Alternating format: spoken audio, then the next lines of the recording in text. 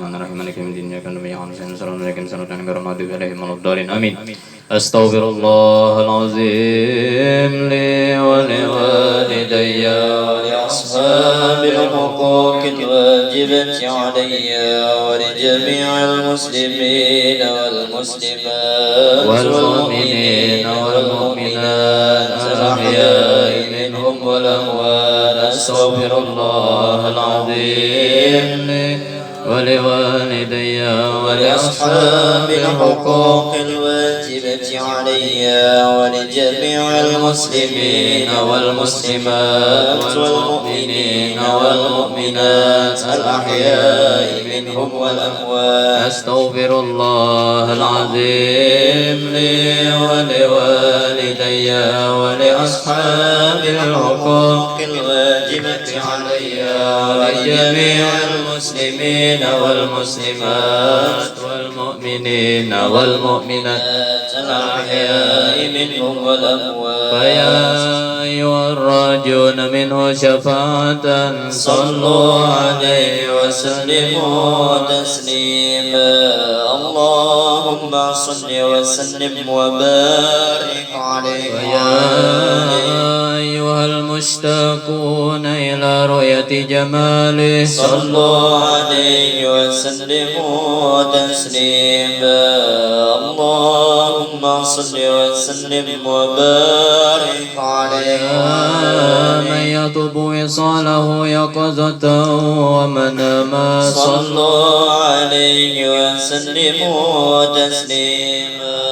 اللهم صل وسلم وبارك عليه وعلى الجنة ونعيمها سعد لمن يصلي ويسلم ويبارك عليه.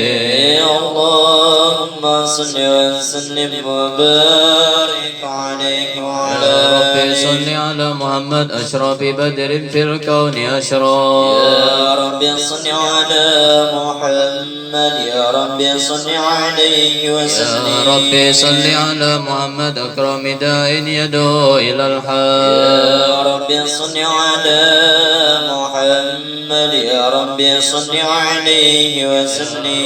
صل على محمد واجمع من الشمل ما تفرق. يا رب صل على محمد يا رب صل عليه وسلم. يا رب صل على محمد واصل وسهل ما قد تعوى. يا رب صل على محمد يا رب صل عليه وسلم. يا رب صل على محمد وافتح من الخير كل مغلق. يا رب صل على محمد يا رب صل عليه وسلم. يا رب صل على محمد ومن بحبل النبي توسل. يا رب صل على محمد يا رب صل عليه وسلم. صل على محمد يا رب صل عليه وسلم. يا رب صل على محمد يا رب صل عليه وسلم. أعوذ بالله من الشيطان الرجيم. لقد جاءكم رسول من أنفسكم عزيز عليه ما عنتم حريص عليكم بالمؤمنين رؤوف رحيم. فإن تولوا فقل حسبي الله لا إله إلا هو عليه توكلت وهو رب العرش العظيم. إن الله وملائكته يصلون على النبي يا أيها الذين آمنوا صلوا عليه وسلموا تسليما. اللهم صل وسلم وبارك عليه وعلى السلام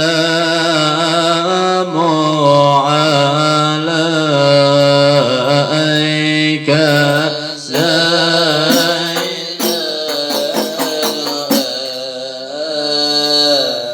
إله إلا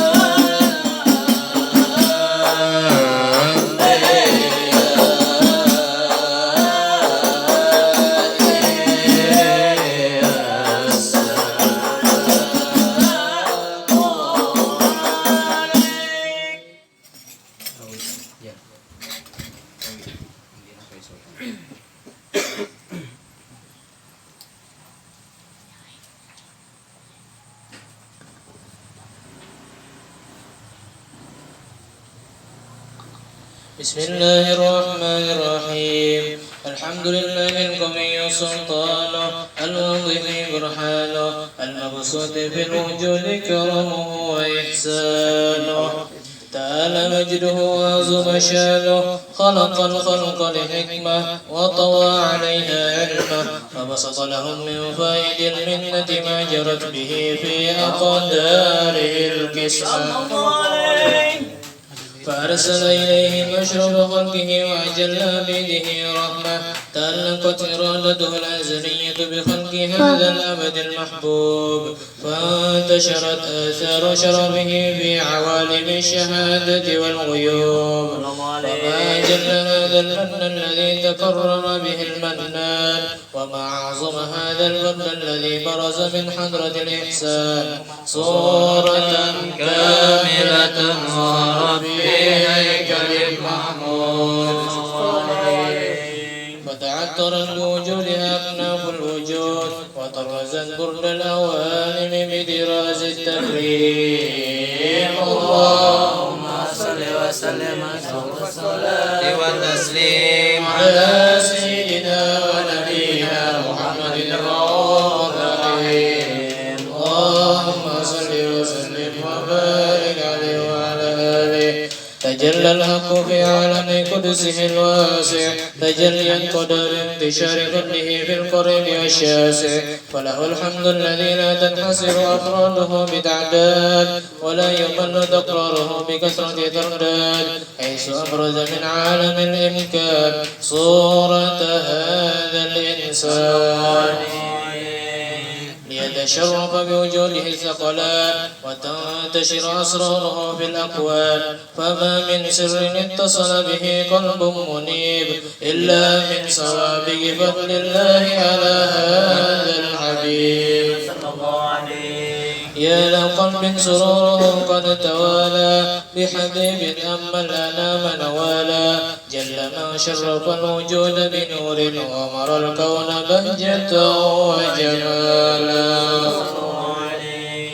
قد ترق في الحسن على مقام وتناهى في مجده وتعالى لاحظته العيون فيما اجتلته بشرا كاملا يزيح الضلالا. وهو من فوق علم ما قد رأته رفعة في شؤونه وكمالا. فسبحان الذي أبرز من حضرة الامتنان ما يجز عن وصفه اللسان ويحار في تأقل معانيه الجنان. انتشر منه في عالم البطون والظهور ما ملأ الوجود الخفي النور.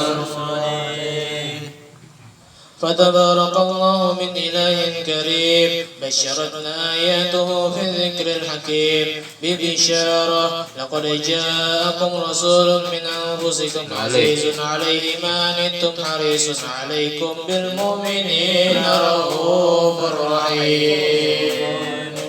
فمن فجأته هذه البشارة وتلقاها بقلب سليم فقد هدي إلى صراط مستقيم. اللهم صل وسلم أشرف الصلاة والتسليم على سيدنا ونبينا محمد الرؤوف الرحيم. اللهم صل وسلم وبارك على آله.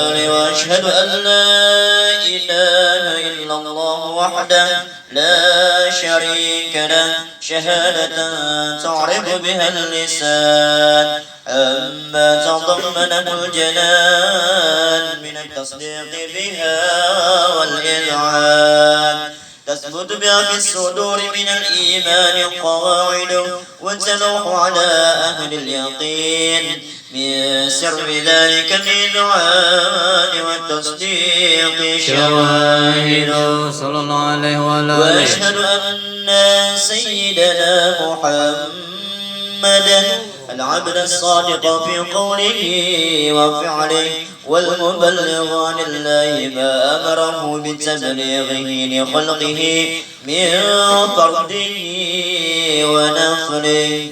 عبد أرسله الله للعالمين بشيرا ونذيرا فبلغ الرسالة وأدى الأمانة وهدى الله به من الأمة بشرا كثيرا. فكان في ظلمة الجهل للمستبصرين سراجا وقمرا منيرا. فما أعظمها من منة تكرم الله بها على البشر وما أوسعها من نعمة انتشر سرها في البحر والبر. اللهم صل وسلم بأجل الصلوات وأجمعها وأزكى التحيات وأوسعها على هذا العبد الذي وفى بحق العبودية وبرز فيها في قناعة الكمال وقام بحق الربوبية في مواطن الخدمة لله وأقبل عليه غاية الإقبال. صلاة يتصل بها روح المصلي عليه به فينبسط في قلبه نور سر تعلقه به وحبه ويكتب بها بعناية الله في عزبه. وعلى آله وصحبه الذين ارتقوا صوت المجد بقربه وتفيأوا ظلال الشرف الأصلي بوده وحبه. ما أنطر الأكوان بنشر ذكراهم نسيم. اللهم صل وسلم أشرف الصلاة على سيدنا ونبينا محمد الرؤوف الرحيم اللهم صل وسلم وبارك عليه وعلى أهل بيت النبي يا للصفاء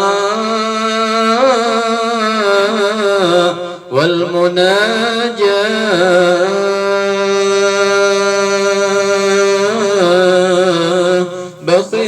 بقيت من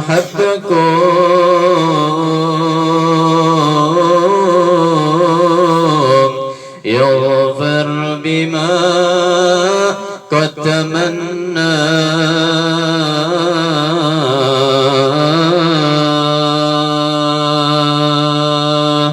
كل من حبكم يهنى يهنى يهنى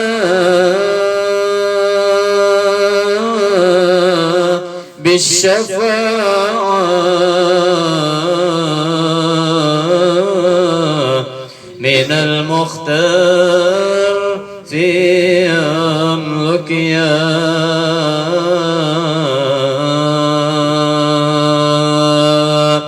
ولب صلوا على من حبه الله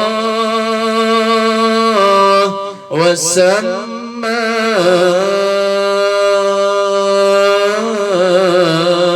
ختم الرسول من علمه علما واسمى ختم الرسول من علمه علما واسماء ختم الرسول من علمه علما واسماء خبيري خبيري خبيري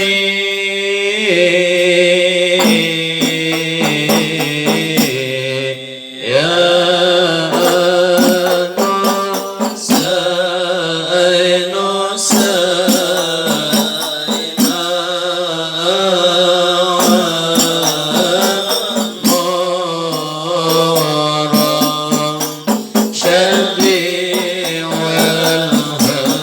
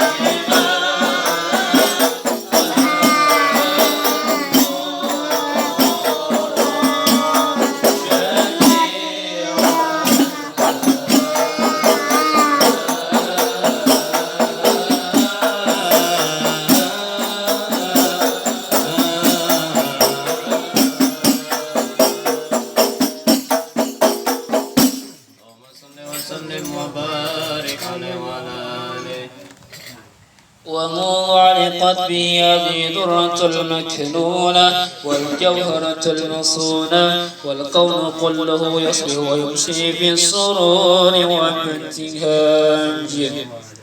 بقرب جهور إشراك هذا السراج، والعيون متشوفة إلى بروز متشوقة إلى التقاط جواهر كنوز. وكل دابة لقرش نطقت ببسر العبارة معية بكمال البشارة، وما من حامل حملت في ذلك العام إلا أتت بحملها بغلام من بركات والسعادة هذا الإمام. ولم تزل الأرض والسماوات متضمخة بيد الفرح بملاقاة أشرف البريات وبروزه من عالم الخفاء إلى عالم الظهور بعد تنقل في المتون والظهور. قدر الله في الوجود بهجة تنكريم وسط في العالم الكبير مائدة التشريف والتعظيم ببروز هذا البشر الكريم. اللهم صل وسلم والصلاة والتسليم على سيدنا ونبينا محمد الرؤوف الرحيم. اللهم صل وسلم وبارك عليه وعلى آله. فحين قربان وضع هذا الحبيب أعلنت السماوات والأرضون ومن فيهن بالترحيب، وأمطار الجود الإلهي على أهل الوجود تثج، وألسنة الملائكة بالتبشير للعالمين تعج. سبحان الله الحمد لله ولا إله إلا الله والله أكبر. سبحان الله والحمد لله لا إله إلا الله والله أكبر. سبحان الله والحمد لله ولا إله إلا الله والله أكبر. والقدرة كشفت قناع هذا المستور ليبرز نوره كاملا في عالم الظهور، نورا فاق كل نور، وأنفذ الحق حكمه على من أتم الله عليه النعمة من خواص الأمة أن يحضر عند وضعه أمة تأنيسا لجنابها المسعود ومشاركة لها في هذا السماط الممدود.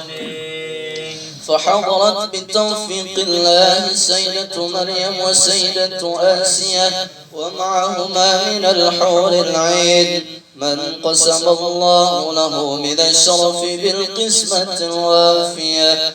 فأتى الوقت الذي رتب الله على حضوره وجود هذا المولود، فانفلق صبح الكمال من النور عن عمود، وبرز الحامد المحمود إذا لله بالتعظيم والسجود. صلى الله على محمد صلى الله عليه وسلم. صلى الله على محمد صلى الله عليه وسلم. صلى الله على محمد يا ربي صل وسلم.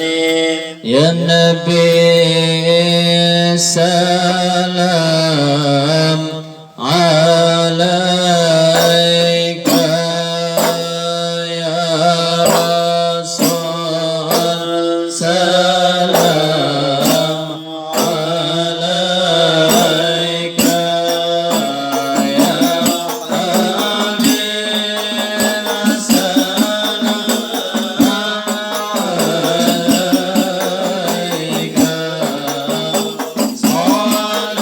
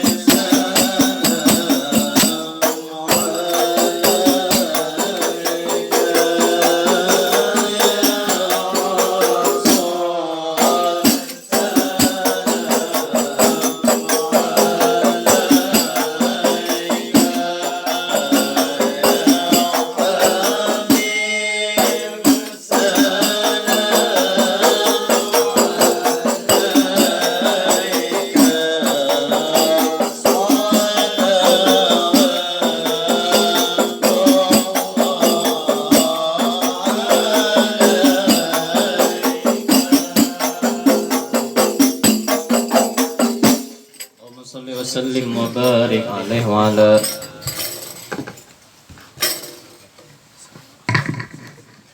اللهم صل وسلم وبارك عليه وعلى آله.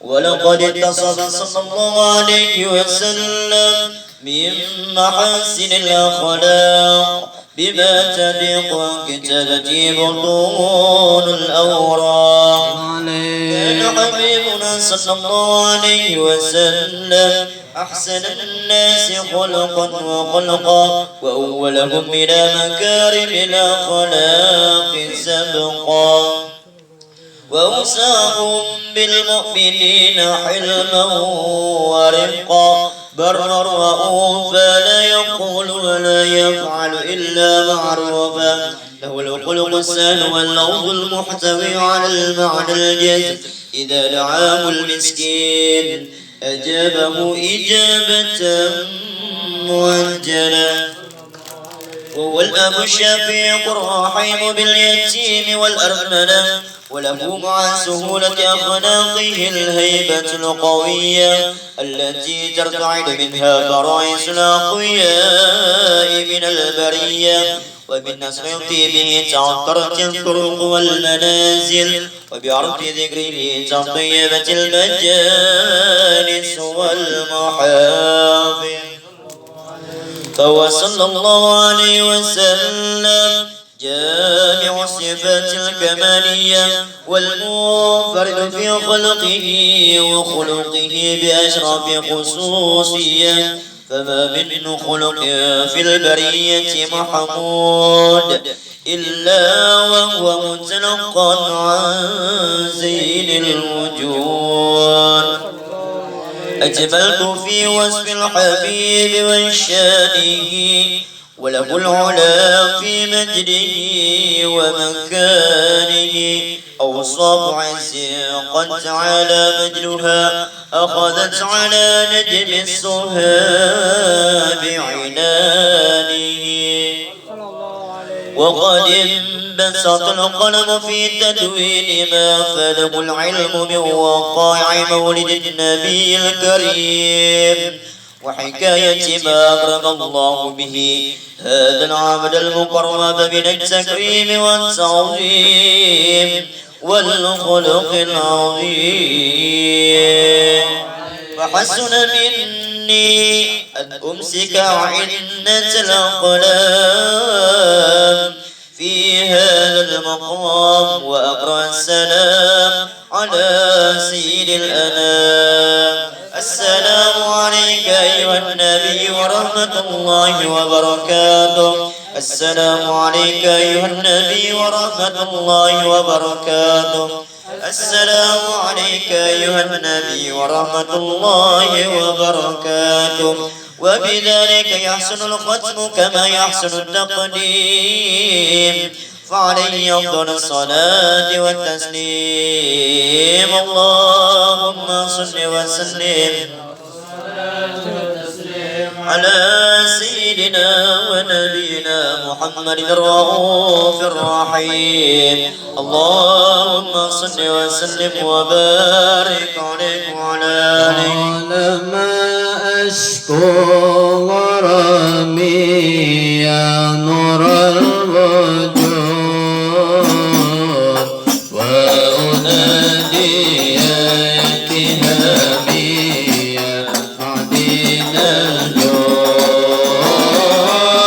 قال ما أشكو غرامي يا نور الوجود وأنادي يا اتهامي يا عديد الجود. منيتي أقصى مرامي أحضر الشهور وأرى باب السلام يا زكي الجود. قال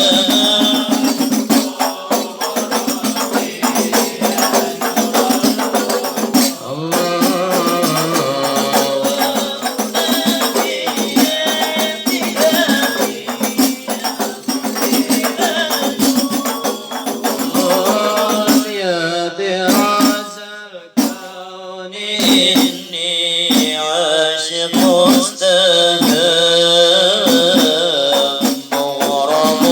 والمدح مني يا من أنت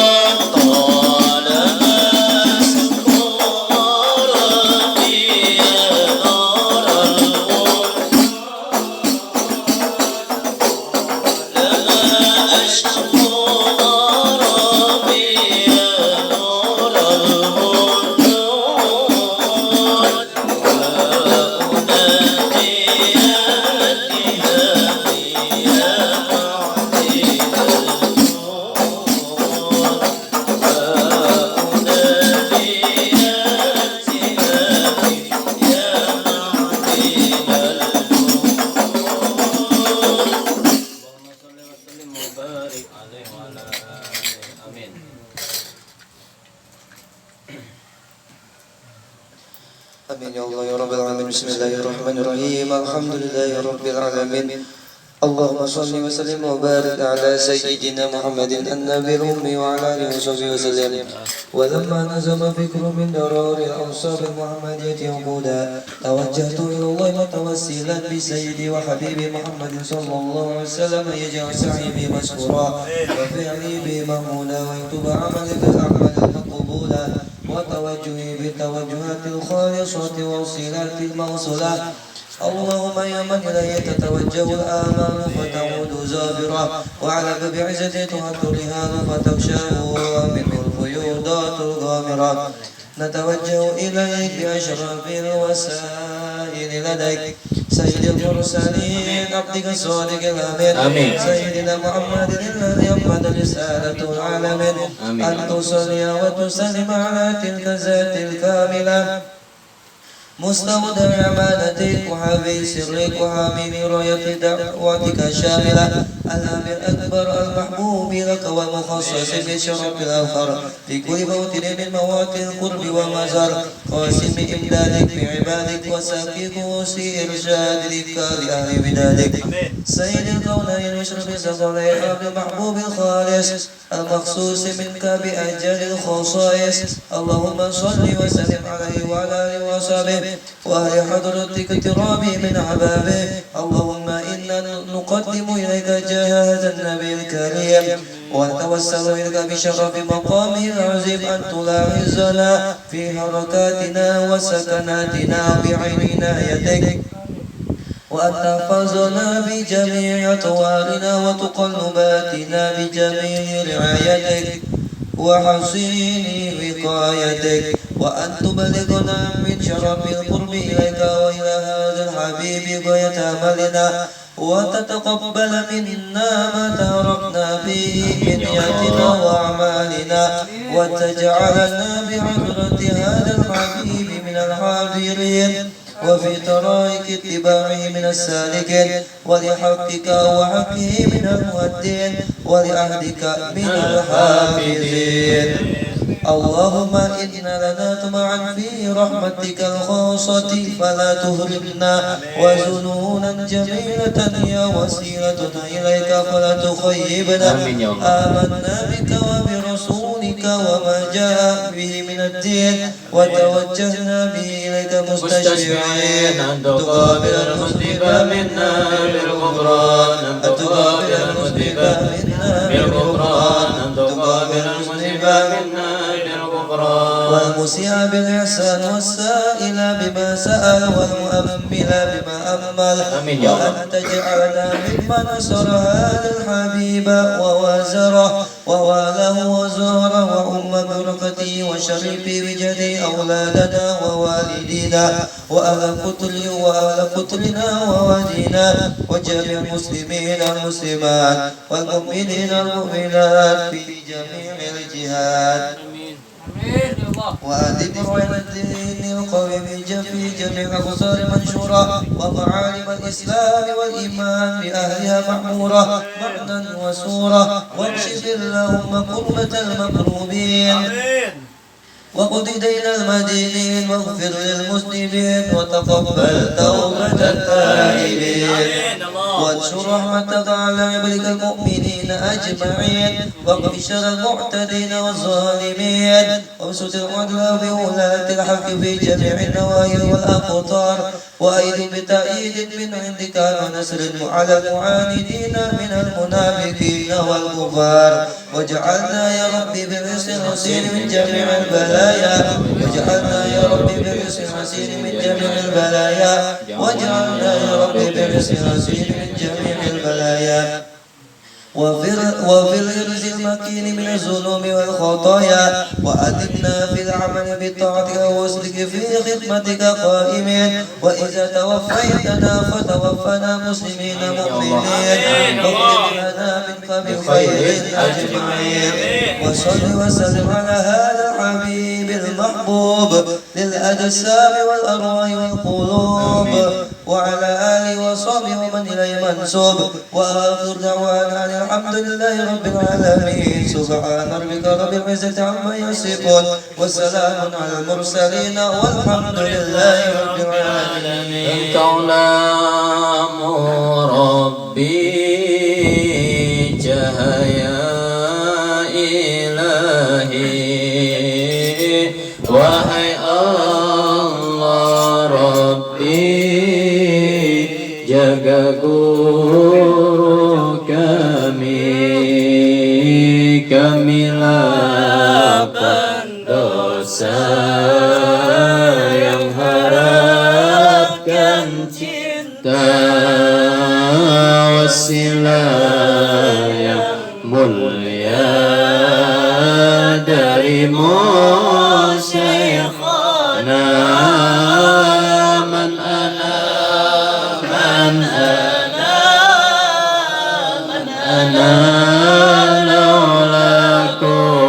laulakum kaifa ma hubbukum kaifa ma lakum man ana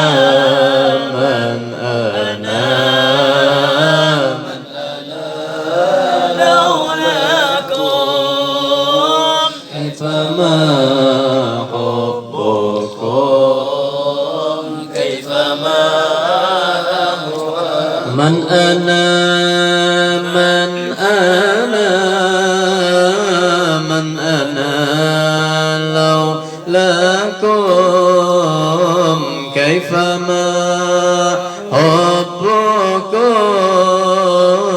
كيفما أحواكم من أنا من أنا من أنا لولاكم كيفما حبكم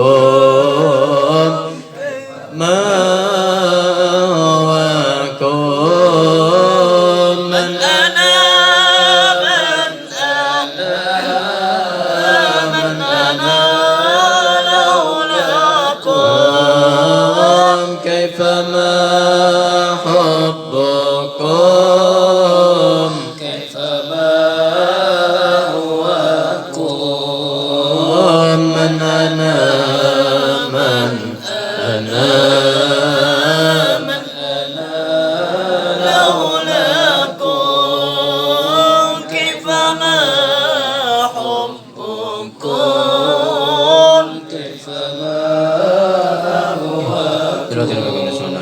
الفاتحة.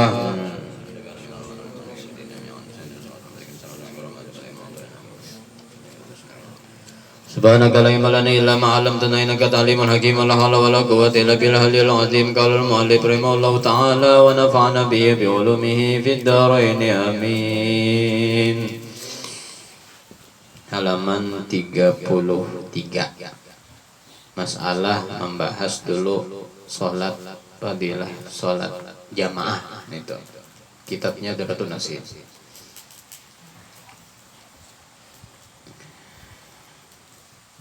Qala alaihi salatu wassalam, bersabda Nabi sallallahu alaihi wasallam, man hafaza 'ala sholawati hafaza yuhafizu muhafazatan fa'ala yufailu mufa'alatan.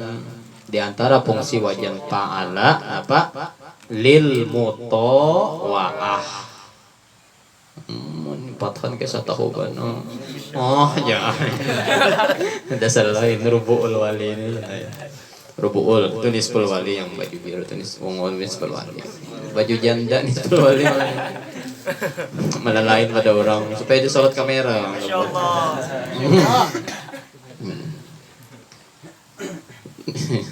Jakarta tahu tak bro, ini kamu nisful wali bisa disolusiin nanti semalam sama Dinda bisa solusiin ke dalam lah tadi ya. Dikasihin ya lah, ya. Kacamata hirang pulangnya lah, lucu tuh bang.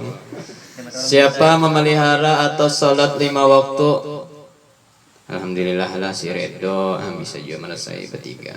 Rane aja Redo patandinya, sunyi senyap pedenya. Nah itu, kada ada kegiatan guringnya, patannya nonton dulu aja guring. Nyaredo kan teleponan dulu aja guring.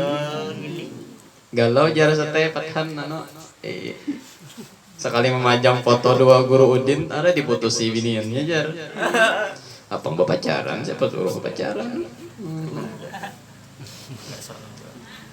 anu guru kadanya dapat apa anu jar rugi tebari cincin sudah jarna orang cincin itu sudah berdatang hanya tebari cincin pacaran beri cincin dibunguli binian. Nah, Buset. coba jadi dengarlah, coba jadi dengarlah, dengarkan coba jadi siapa memelihara, bujur Pak Jiri itu, ajin Pak Jiri pengalaman jone. Ajanya. Datunya siapa memelihara atau sholat, memelihara sholat, kanat lahu nuron. Jadilah atau dapat inya tuh akan cahaya, inya dapat cahaya kan. Wa burhanan, asal kata kalau di tauhid itu burhan itu dalil. Burhan nih lain soto burhan bahari ada soto burhan nyaman benar situ. Soto legendaris ya kan. Asalnya di anu lah maulidi lah telok selong ya lah satu burhan dari jam satu burhan. Maulidi kan wali kita Tuhan sih ini Tuhan tahu. Wa najatan ya lawan dan keselamatan yaumul kiamah hari kiamat. Di dalam kitab Ihya Ulumuddin ada juga dijelaskan bahwa kita mau tahu hati kita bagus atau keadaannya, bawalah sholat. Aku ulangi, boleh dicatat, boleh diingat. Ya, yang di luar. Kalau mau tahu hati kita tuh bagus keadaannya tuh waktu sholat. Itu tertulis dalam kitab Ihya Ulumuddin. Jadi anak tahu nih hati kita biaya bagus keadaannya, di mana kita bagusnya waktu sholat itu. Misal kayak HP ada kan? Nah, HP sembahyang ada kayak HP ada? Ada. Kayak HP sembahyang Allahu Akbar gitu kayak HP. Nah.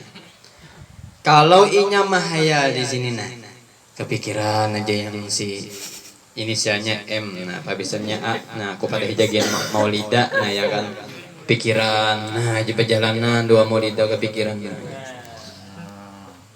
Bila nanti saatnya telah tiba, nando maulida, nah ya. Ku ingin kau menjadi istokoeko, nah jadi maulida. Menyanyi bekalere juga. Raya, no bahaya. Sumbahyang nih, sumbahyang orang rakaat ketiga ini hanya rakaat pertama aja. Nah aja HP. Manda mafi. Patahan pulang di belakang di HP sama lengonya berdua. Sama lengonya berdua. Nah aja bahaya juga. Bunga aja patahan mati nih. Unda ya sudah sejuta lebih nukaran utas. Mau mana dijualnya atau atas unda aja. Nah, ini bayang nah.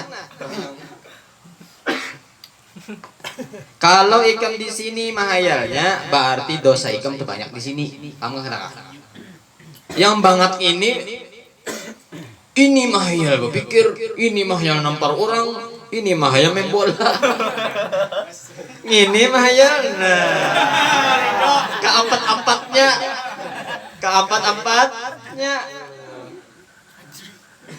Kameramen pulang mahayal kan ingat menyorot.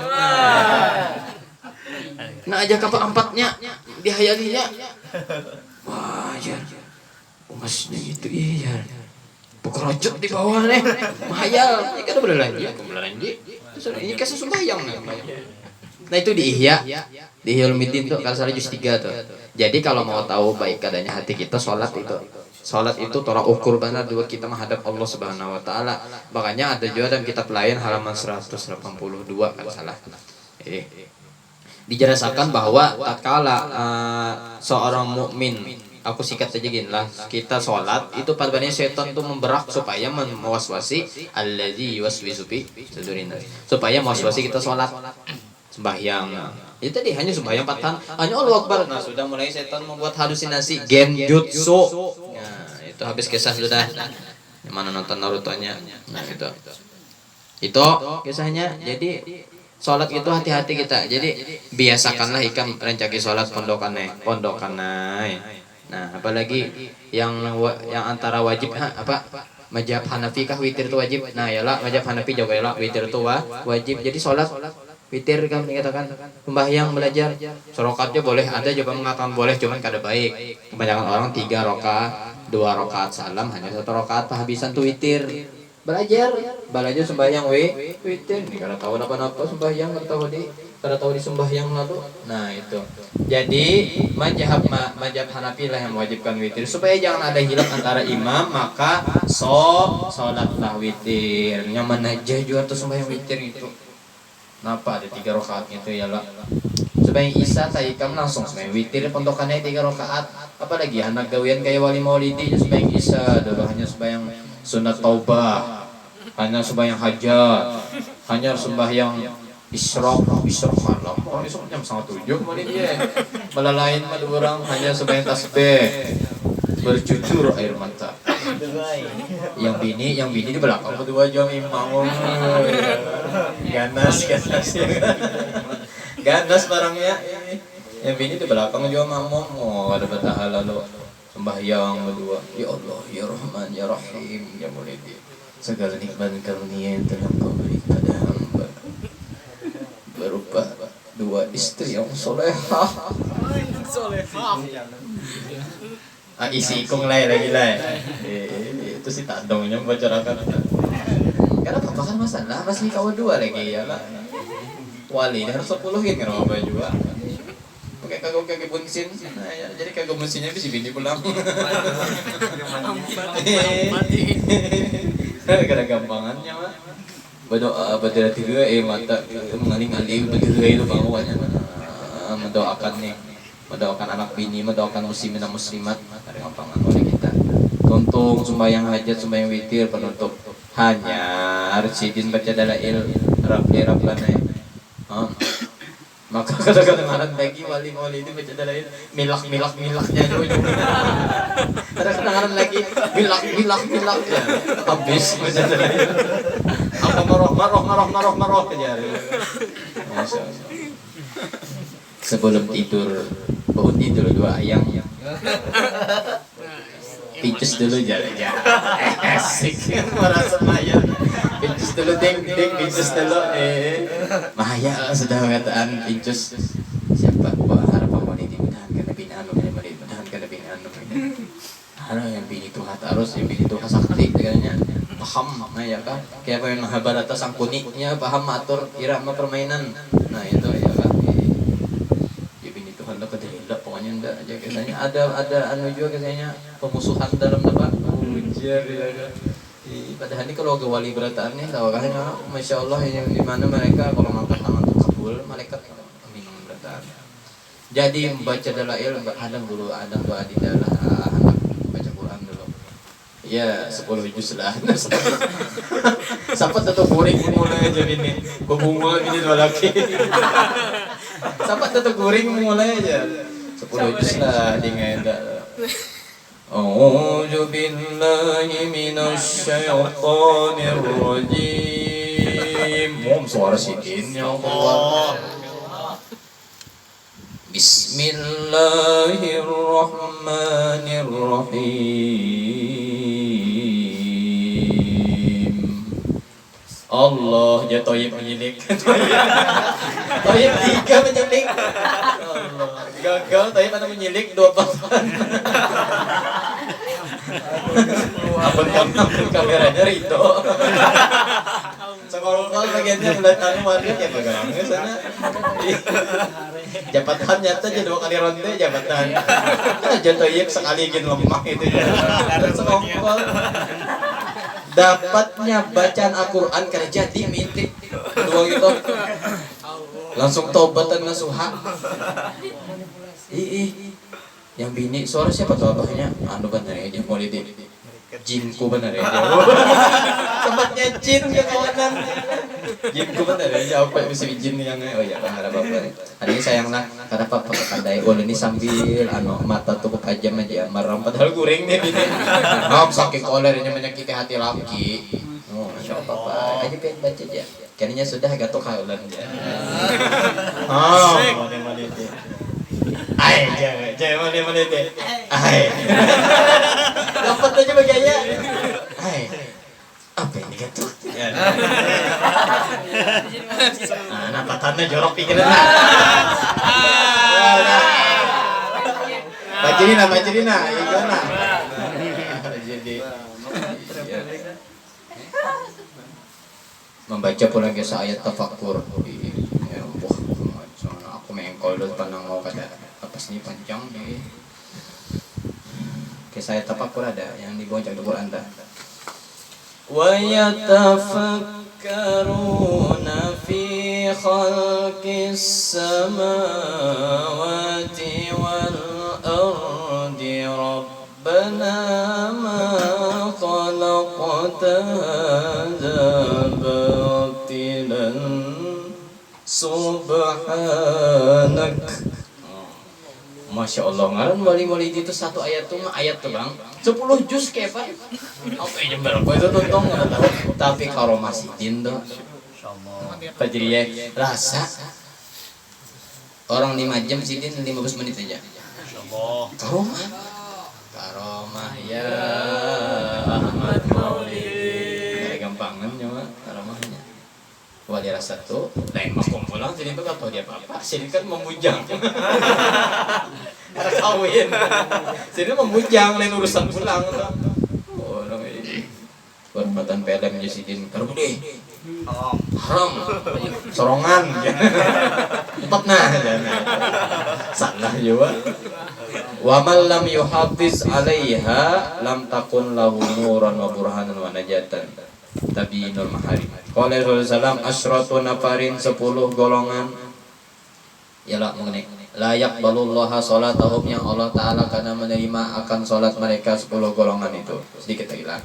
Yang pertama rajulun shalla wahidan bi ghairi qiraatin. Yang pertama di antara 10 golongan yang Allah taala tidak terima salatnya laki-laki yang salatnya sorongan. Al-halu wasfu fadlatin muntasibu mufhimu fi halin kafardin azhabu bardan sholla wahidan. Hal itu kalau di nahu ngarannya jadi hal. Inya laki-laki itu sholat hal keadaannya sholat itu sorongan. Di dalam kitab Sahih Muslim diceritakan, aku kan ingat halamannya, intinya 450 atau 445 gitu nah. Juz 1 bahwa yang dikatakan sholatul fadzi itu naribki. Artinya sholat sorongan itu sholat yang meninggalkan berjamaah bersengaja. Ini kita berjamaah rame nih. Atau langgar dihiga. Allahu Akbar, Allahu Akbar. Bagusnya sudah Bang Toyib pulang ngarannya. Diulangnya dangdut pulang saking bagusnya aja. Allahu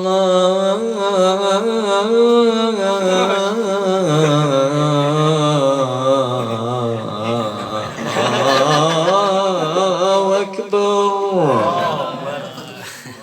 Gaya Habib Syekh pulang. Campuran asyhadu an la oh my jika kawanan rusak koneknya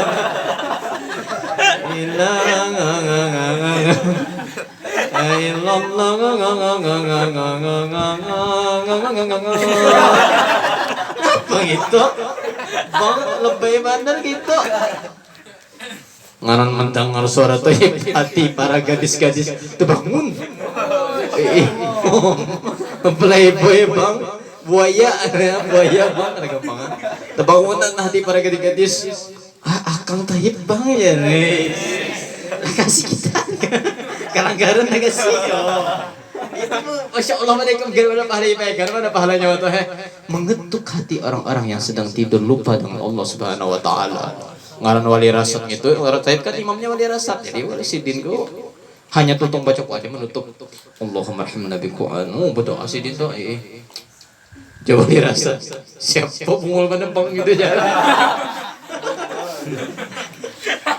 Aku masih ingatan ingat lah yang Pandu datang ini. Nah, masih ingat ada kok. Wali rasat lah Pandu. Ikam gini, sama mandu aku aja Pandu. Ngomong Pandu, ini. Aku ikam mantan wali, ini mantan walinya bangga, ini aja. Jadi jar wali rasat. Ikam nih siapa yo? Masih benar. Kan Pandu tuh kan sudah 7 tahun di sini, majlis kita 7 tahun itu si Kai itu sepuh benar, kayak kijil nih. Jauh wali rasat. Ikan bisa lompat sini aja. Iya aja Pandu sampai ini aku sangkal do pandarannya tuh. Gemet aja pandarannya tapi ya lapatan lah. Tapi sangkal aja Pandu masin benar.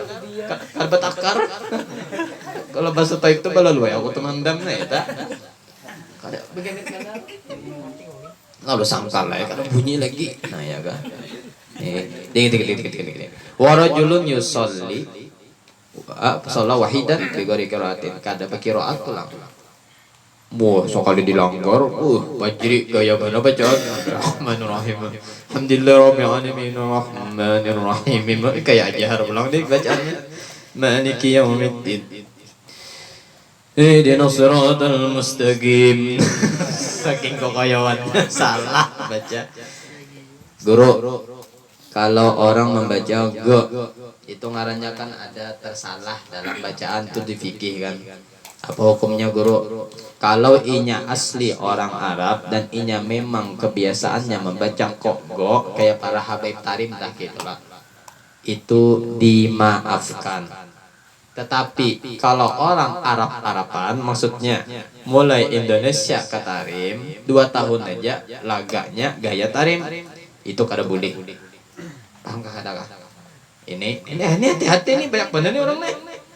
Kira orang asli tarim sekalinya Tanjung Re, Mak lain. Kada boleh nih. Banyak mana mulu-mulu nih. Ada juga orang yang bekelele, aku ingatlah saya yang tadi wanibana jadi imam, suruh jadi imam tuh orang yang fasih.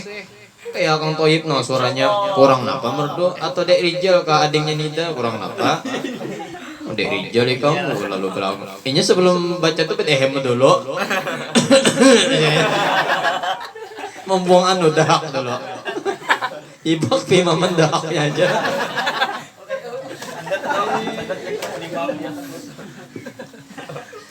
Bismillahirrahmanirrahim. Dek Rijal kamu. Inna a'tainakal kautsar. Sekali mau jadi imam Dek Rijal.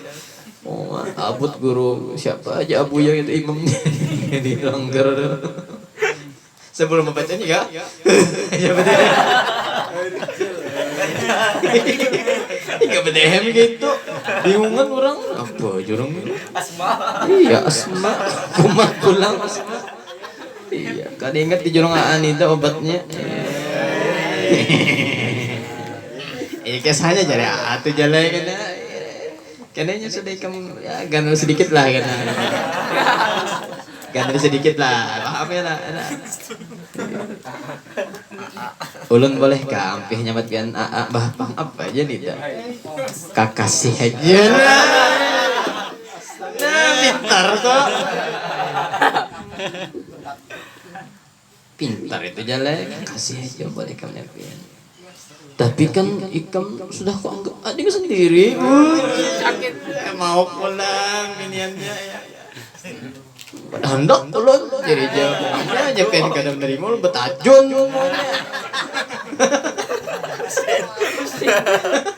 ulun pokoknya betajun jembatan itu gaduh tahu jadu nida tajun tahu jaga betul nida ada rapannya. Aku tuh sudah milik Asufi.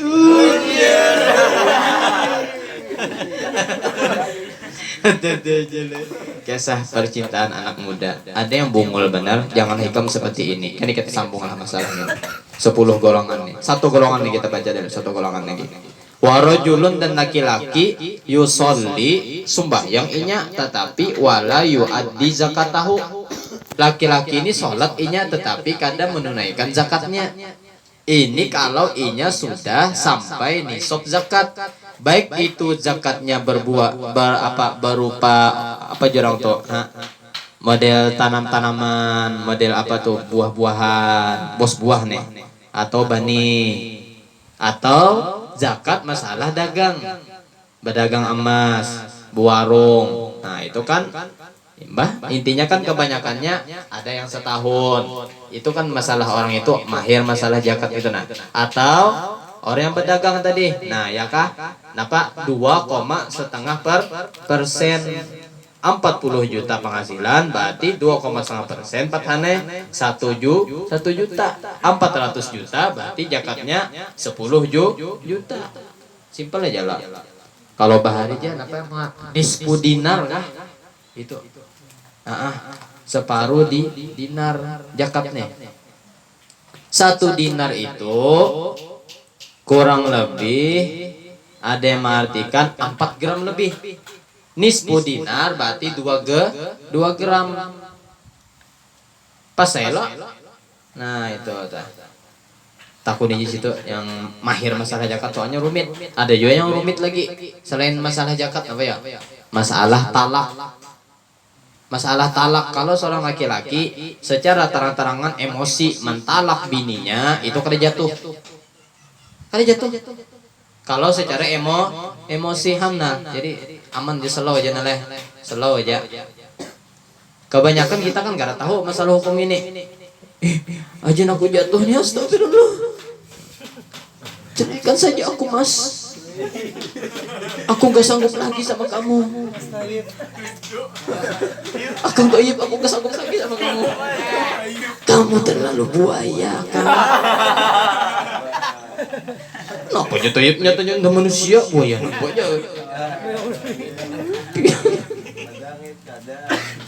Hati ulun tuh sudah separuh, kada ada lagi, sudah terluka kang kayak bapian biasanya burikakan hati ulun yang sudah terluka tuh. Ceraikan ulun mas, ceraikan. Kau ceraikan nih kamu 3. Si Toyib itu mengatakan haratan sarik. Nah, aku ulang itu retok. Nah, si Toyib itu mengatakan haratan sarik. Jadi Toyib mengatakan aku talak ikam 3 tapi haratan sarik, maka itu tidak jatuh talaknya. Karena inya mengatakan haratan sarik. Oh, di Imam Syafi'i hadang dulu.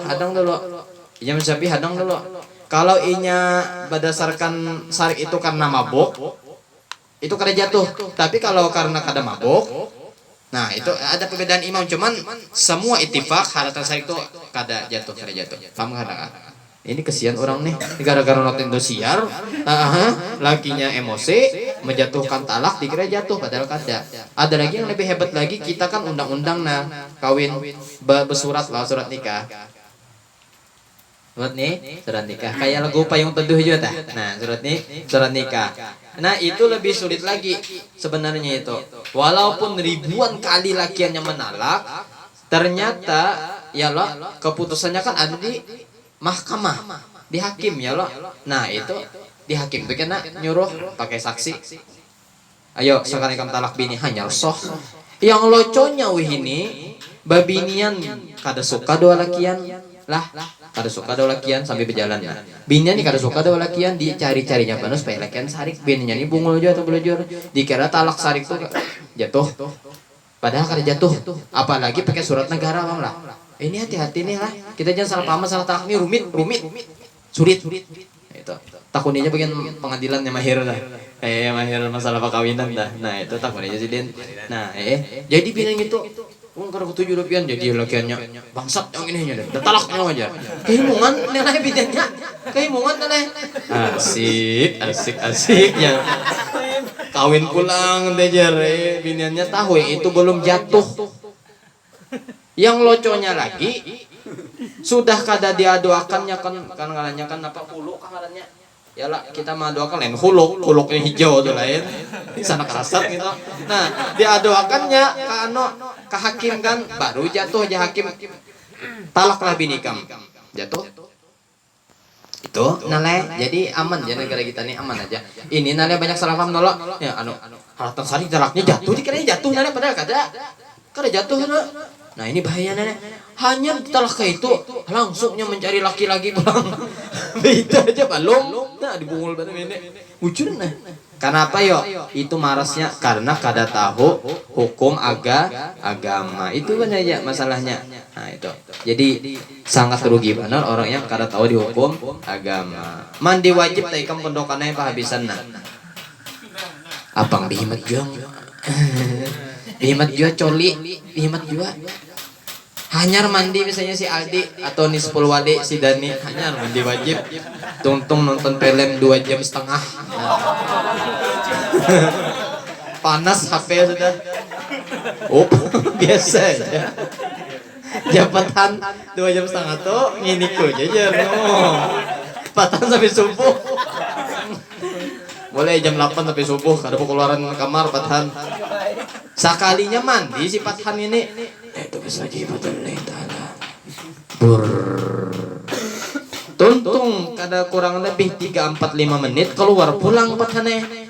Tapi ada rasa nyaman seperti keluar mani biasa. Itu hukum mani karena sisa mani masih ada. Paham lah? Karena sisa mani masih ada. Itu masih dihukumkan mani. Nah itu lain kayak ini kada ada nafsu apa-apa. Nah ketika melihat burit begoyang-goyang. Made ada sedikit keluar cairan tipis saja, rokik aja, tipis saja, kada kental, nyaman kada jua timbul keluarnya aja, itu bukan mani, itu namanya mazi. Siapa yang gitu ya? Ada sahabat Nabi Sayyidina Ali bin Abi Thalib. Itu orang gitu, orangnya sangean, nafsuan. Ya, baru kau melihat aja buritnya. Siapa yang itu ya? Lah rasa-rasa. Redo ke kebuayan. Lalu basah aja tapi cuma lain mani. Itu kayak apa guru? Cukup dibasuh aja. Bodoh saja. Kada mandi wajib kada. Mandi wajib itu mani. Kalau mazi kada. Mazi itu model kayak apa yo jelasakan yo. Keluarnya kada merasa. Satu. Yang kedua sifat airnya kada kental. Kalau maning itu masya Allah mana bau mahong, mana kental, mana jerot ya. Dek Rijal merasa dah. Ya kita sambungin Allah alam bisawab.